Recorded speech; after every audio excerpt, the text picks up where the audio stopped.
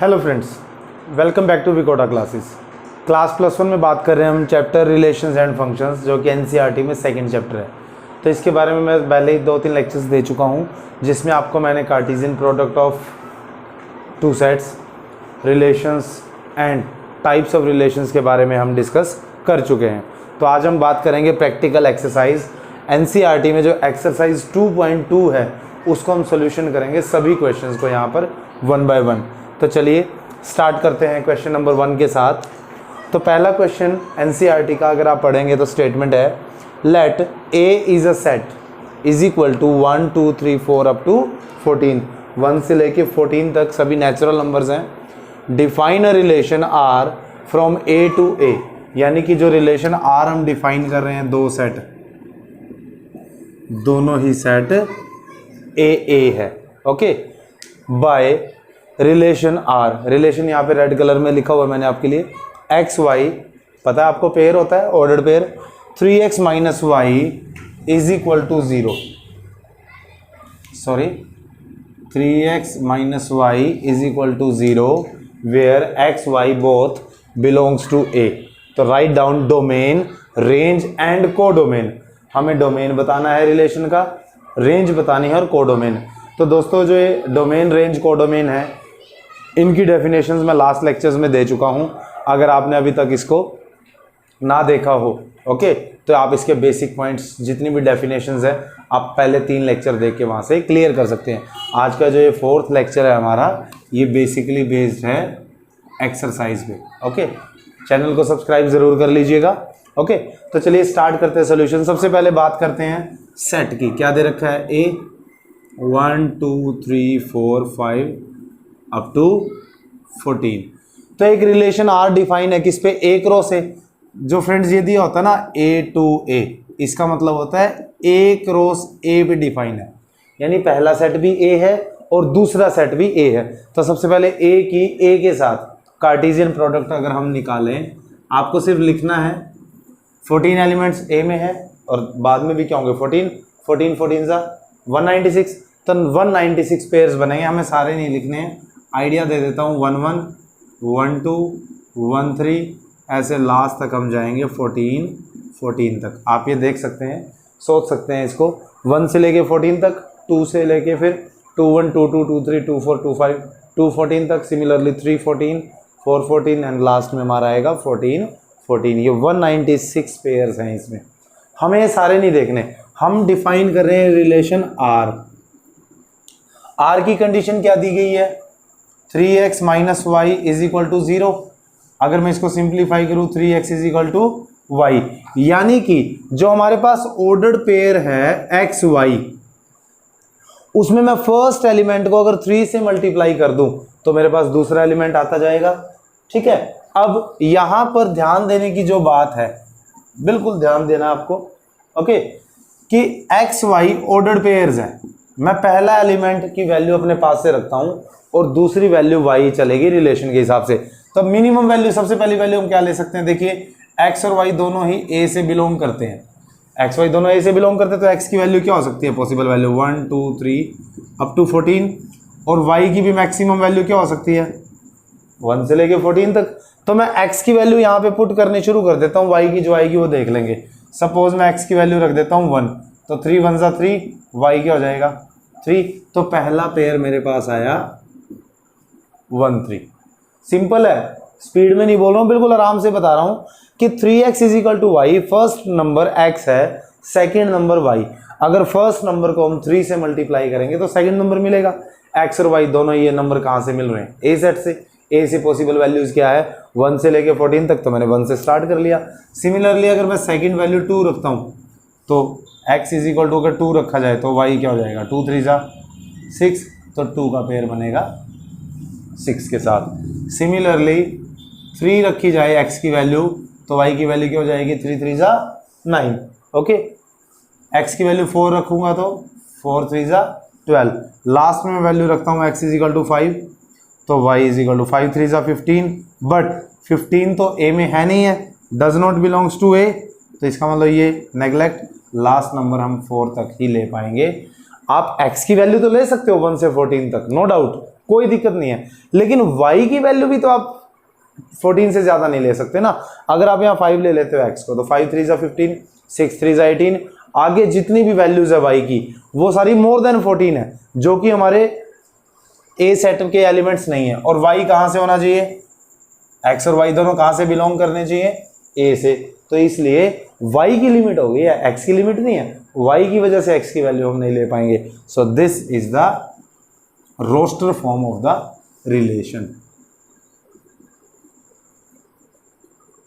ये आप रफली लिख सकते हैं और इसको आपने डायरेक्टली r की वैल्यू देनी है यहां से। अब बात की है, उसने 3 चीजें पूछी है। सबसे पहले डोमेन, डोमेन क्या होता है,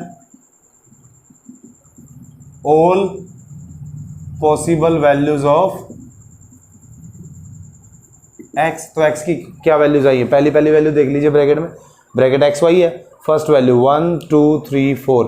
सो डोमेन ऑफ r रहेगा आपका, क्या रहेगा, 1 2 3 एंड 4। सिमिलरली रेंज क्या होती है, range of r, last lecture में बता चुका हूं मैं ये सब। रेंज होती है all possible values of y, second element. Second element की पॉसिबल वैल्यूज क्या है, 3 6 9 एंड 12। तो आपकी रेंज रहेगी 3 6 9 12। ये हम सेट बना देते हैं। डोमेन का मतलब होता है the set containing all the possible values of x, और रेंज क्या होती है, the set containing all the possible values of y। ये पॉसिबल वैल्यूज ऑफ y पे बेस्ड है रेंज। और रही बात को डोमेन की, तो को डोमेन ऑफ r, जब भी आप देखते हैं कि r कहाँ डिफाइन किया गया है, जो सेकंड सेट होता है वो ऑलवेज को डोमेन है। रिलेशन चाहे एम्प्टी रिलेशन क्यों ना हो, चाहे वो रिलेशन पॉसिबल नहीं है, उसमें से एक भी एलिमेंट नहीं है, बट हमने अप्लाई कर दिया ना रिलेशन अगर a क्रॉस b पे लगाया तो b को डोमेन है, और a क्रॉस a पे, सेकंड पे भी a है ना, तो आपका को डोमेन सेट a, यानी कि 1 2 3 4 14 तक। को डोमेन को इस बात से कोई फर्क नहीं पड़ता डोमेन में कितने एलिमेंट है, रेंज में कितने हैं, रिलेशन में कितने एलिमेंट्स ऑक्यूपाइड है, पूरा कंप्लीट सेट को डोमेन में काउंट किया जाता है। फाइन, तो इसलिए आपका को डोमेन रहेगा ए। तो यहां पर आपका फर्स्ट क्वेश्चन कंप्लीट हो जाता है। तो आप इसका स्क्रीनशॉट भी ले सकते हैं और समझ तो आपने लिए। अगर आपको फिर भी कोई प्रॉब्लम है तो आप इसको रिवाइंड करके दोबारा देख लीजिएगा। और एक चीज, यूट्यूब में एक फीचर हो रहा है, आप अपने स्पीड के हिसाब से आप वीडियो का जो प्ले स्पीड है उसको स्लो भी कर सकते हैं और फास्ट भी कर सकते हैं। अगर आपको फास्ट लग रहा हो थोड़ा बहुत तो आप इसको ना 0.5 या 0.75 पे स्पीड ले लीजिए, आपको ओके हो जाएगा। कम लग रहा है, थोड़ा जल्दी करना है, 1.25 कर लीजिए, 1.5 कर लीजिए, ऑप्शंस में मिलेगा आपको। ओके, चलिए ये है फर्स्ट क्वेश्चन आपका। और अगर आपको वीडियोस पसंद आ रहे हो तो प्लीज सब्सक्राइब कर दीजिए चैनल को, अगर आपने अभी तक चैनल को सब्सक्राइब ना किया हो। सेकंड क्वेश्चन की बात करते हैं। चलिए क्वेश्चन नंबर 2, जल्दी से स्टेटमेंट्स लिखूंगा मैं। Define a relation R on a set A on the set of natural number, on natural numbers. अब उसने ए की सेट बोला है कि रिलेशन डिफाइन हो गया सेट ऑफ नेचुरल नंबर। इसका मतलब जो आप ए क्रॉस ए लेते हो ना, आपको दोनों ही सेट नेचुरल नंबर लेने हैं, यानी कि जो डोमेन में वैल्यूज आती है, एक्स की पॉसिबल वैल्यूज है वो भी नेचुरल नंबर से लेनी है और वाई की भी नेचुरल नंबर से। बाय रिलेशन को डिफाइन कर रहा हूं मैं यहाँ पे, R is equal to X Y, R is equal to X Y where Y is equal to X plus 5, Y is equal to X plus 5, X less than 4 natural number. Natural number तो मैं पहले ही बता चुका हूं। Okay, तो depict this relationship using roster form, also write the domain and range. Statement वही है, थोड़ा सा चेंज कर दिया गया, बाकी सब वही है। सबसे पहले हम सॉल्यूशन लिखते हैं इसका। सॉल्यूशन में क्या है, रिलेशन की बात करूंगा मैं आर। रिलेशन दिया है एक्स वाई के बीच, where Y is equal to X plus 5, X is less than 4, ऐसे दिया गया आपकी बुक में। और x इज नेचुरल नंबर।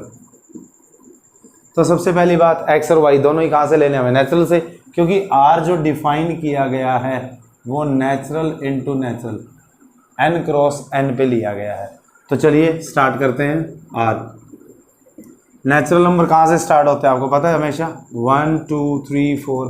तो x इज लेस देन 4, तो x की पॉसिबल वैल्यूज लिख लीजिए। नेचुरल नंबर 1 से स्टार्ट है, 1 2 3। अब उसने बोल दिया कि लेस देन 4 है, तो मैं 4 तो ले नहीं सकता, तो ये सिर्फ 3 वैल्यूज आप x की रखेंगे। y में पुट कर दीजिए, y इज इक्वल टू है x प्लस 5। अगर मैं x is equal to 1 put कर देता हूँ तो y क्या हो जाएगा? 1 प्लस 5 6।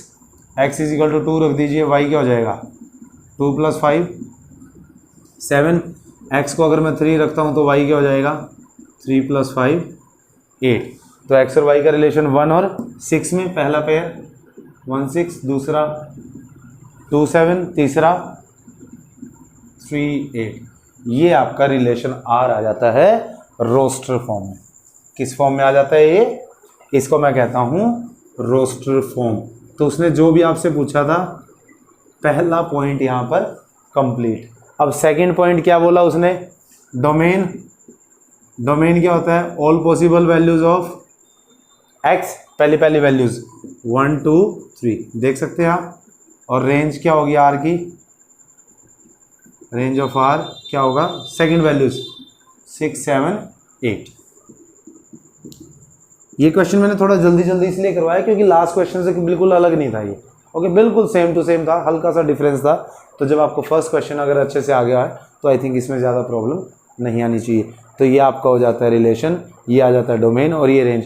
कई बार हमें इसको शो करना है ग्राफिकल। ओके, तो इसको मैं ऐसे शो करूँगा, R on natural into natural. तो 1 2 3 6 7 8 ऐसे शो कर सकते हैं। ओके, लिख दीजिए 1 2 8, लिख दीजिए 1 2 8 और वो बाकी को छोड़ के आप यहाँ पे लिख सकते हैं क्योंकि नेचुरल नंबर है ना।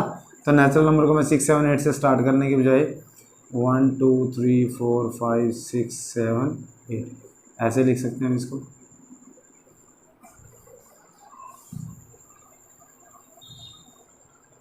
इसको मैं कर सकता हूँ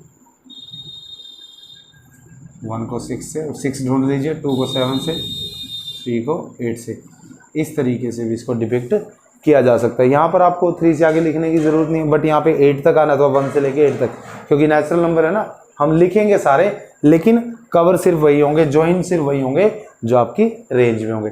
इस तरीके से इसको आप ग्राफिकल में भी दे सकते हैं। ओके, तो चलिए नेक्स्ट क्वेश्चन की तरफ बढ़ते हैं।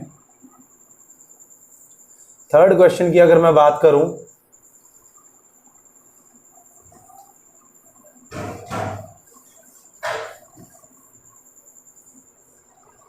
थर्ड क्वेश्चन की स्टेटमेंट पढ़ते हैं कि let a is equal to 1 2 3 5 and b is given है 4 6 9। दो सेट गिवन आपके, a सेट गिवन है 1 2 3 5 एंड आपका सेकंड सेट दिया गया है b is equal to 4 6 and 9। Okay, ये दिया गया है आपका। अब इसमें कहता है कि define a relation r from a to b for that r x y the difference between x and y is odd. Relation r इस बार किस पे डिफाइन किया गया है? On a cross b। r किस पे डिफाइंड है? a cross b। इस तरीके से डिफाइन किया गया है कि x y रिलेशन में माने जाएंगे। इसको पढ़ा जाए, इसको पढ़ते कैसे हम? r is equal to x is related to y where difference of x y is odd, fine, and x belongs to a, y belongs to b। बड़ा सिंपल है। सबसे पहले मैं इसको फॉर्म उसी फॉर्म में लिख लेता हूँ। देखिए अब दो अलग अलग सेट है, एलिमेंट्स काउंटेबल है, कम है, तो मैं आपको सलाह दूंगा इसको आप इस फॉर्म में कीजिए, a एंड b। अगर हम इसको ऐसे करेंगे ना तो ये ठीक रहेगा आपके लिए।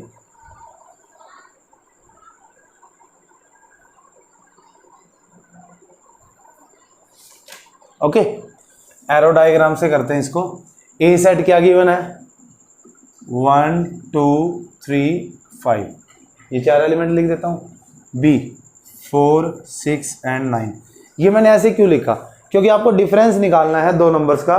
पहला नंबर जो है एक्स ए से होगा और दूसरा नंबर बी वाई से होगा। आर मैं यहाँ पे लगा रहा हूँ। तो देखिए डिफरेंस ओड होना चाहिए। तो चलिए सबसे पहले मैं 1 ले लेता हूँ। 1 को अगर मैं 4 से डिफरेंस निकालूँ, 4 - 1 3 ओड है, 4 - 1 3 ओड है। ओड है तो 1 के साथ 4 को आप कनेक्ट कर दीजिए। बेसिक वैसे भी आप +1 क्लास में हैं तो मैं आपसे उम्मीद कर सकता हूँ कि बेसिक्स तो आपको पता होंगे। ओड डिफरेंस कब होता है, जब आप इवन माइनस ओड करते हैं या ओड माइनस इवन। दोनों नंबर इवन होंगे तो डिफरेंस ओड नहीं हो सकता, दोनों नंबर ओड होंगे तो भी डिफरेंस ओड नहीं हो सकता। तो आपको बड़ा सिंपल सा फंडा है कि 1 अगर ओड है ना 1, तो इसके साथ वो सभी एलिमेंट जोड़ दीजिए जो इवन है। इवन कौन कौन से है, 4 और 6। तो यानी 1 का पेयर एक तो बनेगा 4 से, 4 - 1 3 और 6 - 1 5।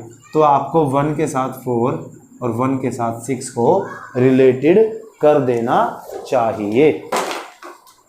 ओके, तो यहां से आप कर सकते हैं इसको 1 4 और 1 6। अब बात करते हैं सेकंड आपके पास 2 है। 2 क्या होता है, इवन।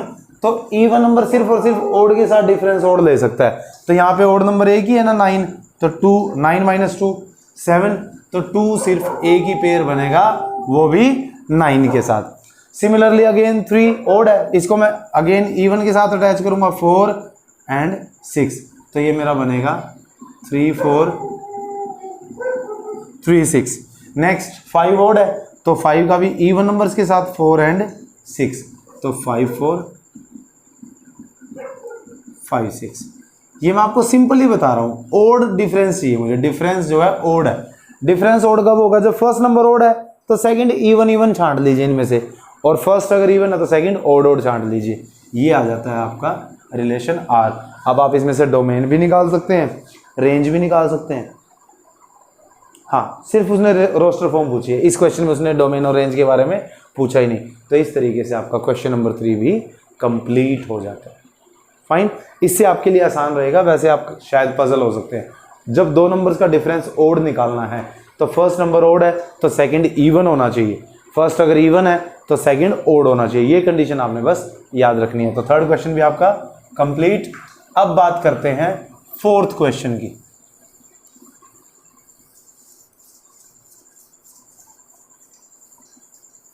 ओके, फोर्थ क्वेश्चन के बारे में बात करते हैं। The figure shows a relationship between the two sets P and Q। आपको एक फिगर गिवन है, ये P सेट गिवन है, ये आपकी बुक में ही है, और ये Q सेट गिवन है। ओके, P में आपको गिवन है 5 6 7 और Q में आपको गिवन है 3 4 5। अभी तक आपको रिलेशन दिया गया था और उसमें आपको एरो डायग्राम बनाना था या फिर आपको डोमेन और रेंज निकालना था। इस बार थोड़ा सा उल्टा दिया गया है। आपको उसने एक एरो डायग्राम दिया, 5 को 3 से कनेक्ट किया है, 6 को 4 से, 7 को 5 से। अब कहता है कि the figure shows a relationship between P and Q, write the relation in set builder form and in the roster form. आपको दोनों ही फॉर्म्स में रिलेशन बताना है। ओके, तो आप देखिए 5 किससे कनेक्ट है, 3 से, 6 4 से और 7 5 से। अगर आप यहाँ से देखें, इनमें कॉमन चीज़ निकालनी है। कॉमन चीज़ क्या हो सकती है, सबसे पहले हम बेसिक ऑपरेशंस की बात कर सकते हैं। दोनों के सम को लेके कोई कंडीशन बन सकती है, दोनों के डिफरेंस को लेके बन सकती है, मल्टीप्लिकेशन में या डिवीज़न में। इस तरीके से सम, डिफरेंस, मल्टीप्लिकेशन यानी कि प्रोडक्ट और डिवीज़न, इन चारों में से हम देखते हैं। या फिर HCF LCM को भी देखा जा सकता है। बट सिंपली यहाँ पर मैं बात करूँ तो डिफरेंस मुझे दिखाई दे रहा है 5 - 3 = 2। आई थिंक आपने भी नोट कर लिया होगा। 6 - 4 = 2, 7 - 5 = 2। आप देख सकते हैं कि सबका डिफरेंस 2 है, तो एक रिलेशन डिफाइन किया जा सकता है x - y = 2। देखिए ये सभी पॉसिबल वैल्यूज ऑफ x है और ये सब पॉसिबल वैल्यूज ऑफ y है, तो मैं इसको x - y = 2 कह सकता हूँ ना। बाकी सब तो सेम है, ये वैल्यूज ही तो बदल रही हैं। तो रिलेशन आर को डिफाइन किया जा सकता है सेट बिल्डर फॉर्म में। सबसे पहली बात कि X Y where X minus Y is equal to 2 और पी सेट में से एक्स है, X belongs to P and Y belongs to Q. ये आपका हो जाता है सेट बिल्डर फॉर्म। कौन सी है ये? Set builder form. ये आपका फर्स्ट पार्ट कंप्लीट हो गया यहाँ। ओके, सेकंड पार्ट में क्या कहता है वो? Roster form. रोस्टर फॉर्म क्या होती है? रोस्टर फॉर्म रिलेशन आर में आपको सिंपली बताना है कि कौन सा एलिमेंट किससे जुड़ा हुआ है। 5 किससे रिलेटेड है? 3 से, सो 5,3। सेकंड आपका बनेगा 6,4 एंड थर्ड आपका बनेगा 7,5। ये आपका थर्ड क्वेश्चन यहाँ पर कंप्लीट हो जाता है। और मैं लास्ट में आपको फिर से याद दिलवा रहा हूँ, जैसे आपको लगता है कि क्वेश्चन सॉल्व हो गया कंप्लीट, आप उसका स्क्रीनशॉट ले सकते हैं। ओके, अगर कहीं पे कोई प्रॉब्लम है तो आप दोबारा से इसको देख सकते हैं या कमेंट सेक्शन में आप अपना प्रॉब्लम हमारे साथ डिस्कस कर सकते हैं। आपको सॉल्यूशन मैं ज़रूर दूंगा उसका। ओके, तो नेक्स्ट फिर से याद दिलवा दूं आपको चैनल सब्सक्राइब भी करना है। अगर आपने अभी तक चैनल सब्सक्राइब ना किया हो तो प्लीज़ चैनल को सब्सक्राइब कर लीजिए। Okay, so this was the question number 4। Sorry, अब बात करेंगे क्वेश्चन नंबर 5 की। ओके, ये क्वेश्चन नंबर 4 था, बाई चांस मैंने 3 लिख दिया, वो 3 साफ नहीं किया था, सॉरी। Okay, 5th question. तो let A is equal to 1 2 3 4 and 6 set दिया गया है। ध्यान से देखेंगे, इसमें 5 नहीं है, 5 मिसिंग है इसमें, कहीं 5 भी आप इसको काउंट कर ले, 1 2 3 4 5 6। ओके, तो let R is a relation, R be a relation on A. अगर रिलेशन ऑन ए है इसका मतलब वो ए क्रॉस ए की बात कर रहा है, दोनों सेट सेम है। Okay, relation R on A such that A B, इस बार उसने थोड़ा सा एक्स वाई को किससे रिप्लेस कर दिया? ए बी से। हमें कोई फर्क नहीं पड़ता, ऑर्डर्ड पेयर होना चाहिए। पहला एलिमेंट जब हम एक्स मानते थे अब ए मान लेंगे, सेकेंड एलिमेंट जिसको वाई मानते थे उसको बी मान लेंगे हम, इससे ज़्यादा कोई फर्क पड़ता ही नहीं है। ओके, तो A is where A B कहता है belongs to A is exactly divisible by B. Okay, कहता है कि अगर ए बी से डिविजिबल है तो ये आपको, sorry, B is exactly divisible by A, sorry मैंने उल्टा लिख दिया, B is exactly divisible by A. तो जब सेट में सिर्फ 5-6 एलिमेंट्स ही होते हैं तो काउंटेबल है, तो मैं आपको यही सलाह दूंगा कि आप इसको एरो डायग्राम से शो करो। दोनों ही सेट ए 1 2 3 4 6 1 2 3 4 6। कंफ्यूज नहीं होना है, ए फर्स्ट एलिमेंट है, फर्स्ट यहाँ से ए की वैल्यूज आएंगी और बी सेकंड एलिमेंट है। तो आपको रिलेशन ध्यान से पढ़ना है कि ए बी से डिविजिबल है या बी ए से डिविजिबल है। कहता है कि B is exactly divisible by A, यानी सेकंड नंबर पहले नंबर से डिवाइड होना चाहिए। तो मैं पहले नंबर की वैल्यू लेता हूँ 1। 1 से डिविजिबल कौन कौन से होंगे? 1 से तो सारे नंबर डिविजिबल होते हैं, 1 1 1 2 1 3 1 4 1 6। तो 1 से तो सारे डिविजिबल होंगे, तो मैं आर को यहाँ पे लिख देता हूँ 1 1 1 2 1 3 1 4 एंड 1 6। बीच में कॉमा जरूर डालने हैं आपने, ये मल्टीप्लाई में नहीं है ब्रैकेट्स। ओके, सेकंड फिर कहते हैं कि 2 से कौन कौन से डिविजिबल होंगे? 2 से 1 नहीं होगा, 2 से 2 1 सा 2 2 2 सा 4 एंड 2 3 सा 6। 2 से सिर्फ 3 एलिमेंट्स होंगे, ना 1 होगा ना 3 होगा, 2 4 6। तो 2 से जो डिविजिबल वो 2 के साथ लिख दीजिए, 2 2 2 से 2 तो होगा 2 4 2 6। यहाँ पर कई बार स्टूडेंट क्या मिस्टेक करता है कि 2 से डिविजिबल देख रहा है, 4 और 6 ले लेगा, 2 को छोड़ देगा। भाई 2 भी 2 से डिवाइड होता है। ओके, तो नेक्स्ट है आपका 3। 3 से तो 2 ही होंगे सिर्फ, 3 1 सा 3 3 2 सा 6। तो मैं यहाँ पे ले लेता हूँ 3 3 एंड 3 6, कोमा ज़रूर लगाइएगा बीच में। फिर उसके बाद 4 से इनमें से सिर्फ एक ही नंबर है 4, तो 4 एंड 4। 6 से सिर्फ 6 होगा। आई होप कि सारे आ गए। तो ये आपने लिख दिया है रिलेशन आर को इन द रोस्टर फॉर्म। ये आपका first question, first part complete हो जाता है यहाँ पे। हाँ यही है कि write R in the roster form. आगे आपने लिखना है डोमेन और रेंज। तो डोमेन ऑफ आर क्या होगा, डोमेन क्या होता है, ऑल पॉसिबल वैल्यूज ऑफ ए, ये डोमेन होगा। ओके, तो डोमेन में पहली वैल्यू 1 है, 1 1 1 1 1 रिपीटेड है, एक ही बार लिखेंगे तो 1 आएगा।